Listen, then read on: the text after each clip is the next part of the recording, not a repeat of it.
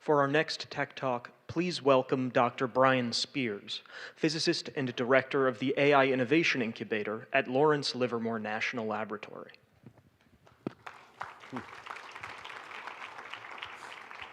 All right, good morning. It's my pleasure to advance the slide. There we go.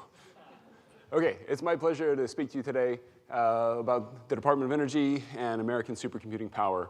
I thought the best way to do that, to give you a feeling for what this is actually like, was to take a historical dive, and then we'll fast forward into things that are happening this month and today. So let me start from the perspective of Lawrence Livermore National Laboratory, where I work. We were founded in 1952 as the counterculture to Los Alamos to help steward the nuclear weapons in the United States. At that time, in 1953, the laboratory made its first large capital purchase of the UNIVAC supercomputer, the UNIVAC 1, because at that time, we knew that we needed a supercomputer to solve the world's most complicated problems. I say we, I'm getting deeper into Mike Livermore in 1953. But shortly after that, we changed the world, because that's our mission. So with that computer and the ones that followed it, in less than 4 years, that laboratory miniaturized a nuclear weapon, put it on a submarine for the first time, and changed the face of global deterrence. And that's what US supercomputing is meant to do. It's meant to change the world and show the world exactly what it is that the United States is capable of. Let me fast forward to today. In fact, 3 weeks ago, we now have fielded the El Capitan supercomputer. That supercomputer is the world's fastest supercomputer. We put it in with a price tag of about $500 million, together with our partners in the Advanced Supercomputing Program in the Department of Energy. To give you a feeling for what this thing does, it's 10 trillion times faster than that UNIVAC 1 that we built in 1953.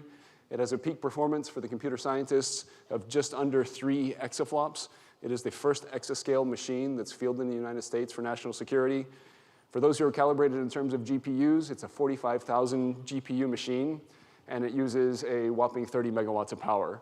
That's about 3 times what the power is in the city of Livermore that surrounds that computer, so it's a big draw, but it's also one of the most efficient supercomputers on the planet.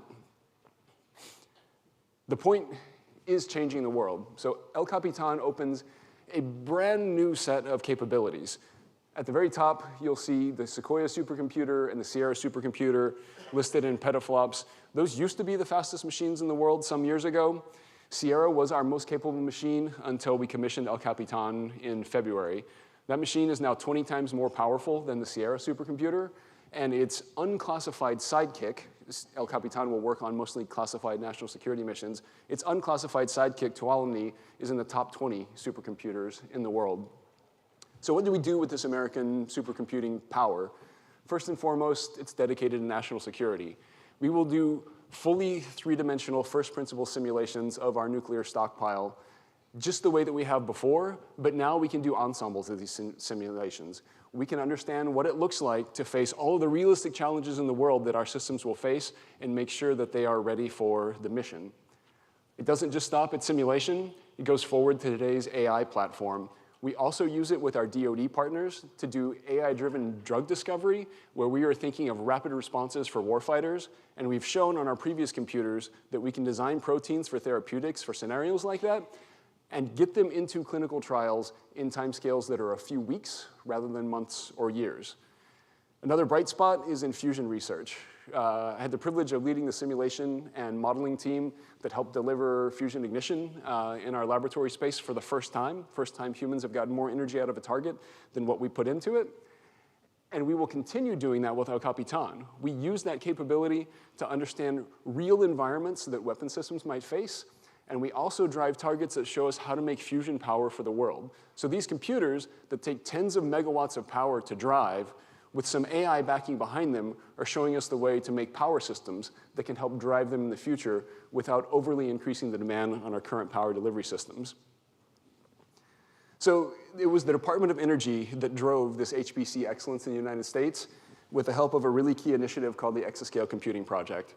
Over the better part of a decade, 7 years, the United States, through the DOE, invested $1.8 billion and then put to work 1,000+ scientists and engineers from inside our laboratories, from our universities, and with our industry partners, building out not just the computational capability, but the human capital, the folks who can actually drive these systems and make sure that we stay at the forefront. There were 4 principal aims of that program, and it has succeeded in all of those.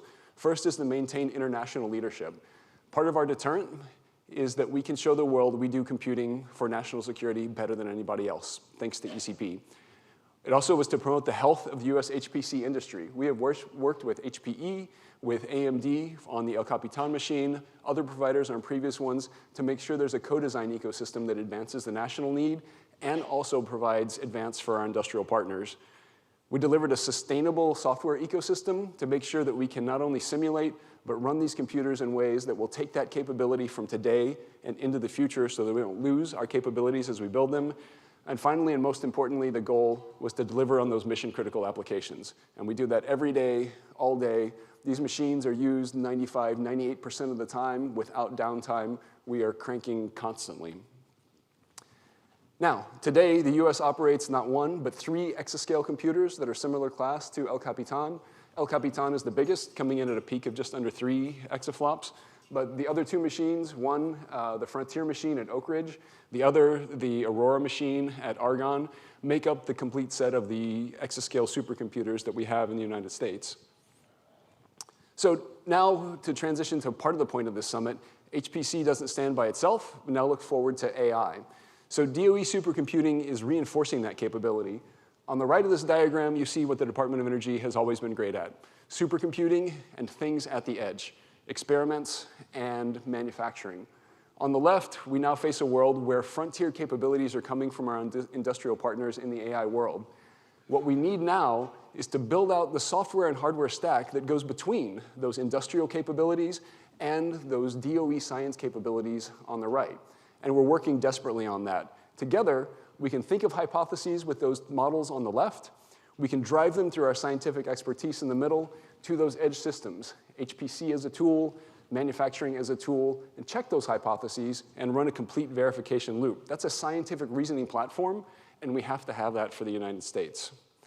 So HPC, one of the focuses, computing of the summit today, will be accelerated by AI. So what we can do now is take those applications on the right that I talked to you about.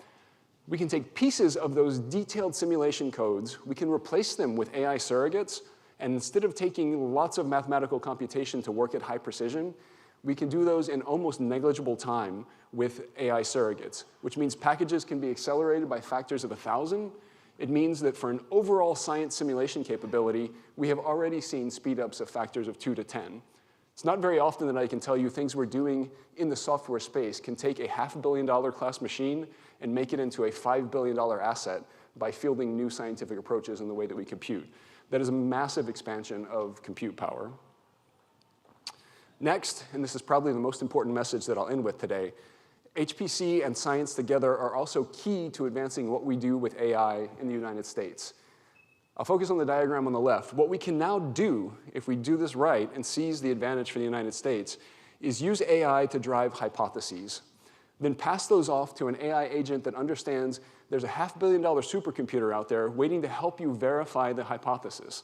That agent can engage in the use of that tool, run complicated simulations, and then there's a verification agent that can pull results off of that machine, recognize in a human sense that there's been a shock wave driven through this material, that it's been increased to incredible temperatures, and ask whether we expected that or did not expect that, and then take that and put it back into the hypothesis generator and decide what is the next best thing to do. This is a scientific reasoning loop that can now be driven by electricity into compute instead of having people sitting and thinking about what to do next in that step. That doesn't take the scientists out. All those scientists and engineers that we train are now going to be the pilots of these kinds of systems to do science for US innovation and security at a pace that we've never before been able to think about and that we can realize. So finally, the US has an amazing opportunity. We've built out this capability in high-performance computing for decades to advance our capability by 13 orders of magnitude. We can now graph that together with AI, make these scientific reasoning platforms, and make sure that we can rise to the national security challenges that the US faces. Thank you.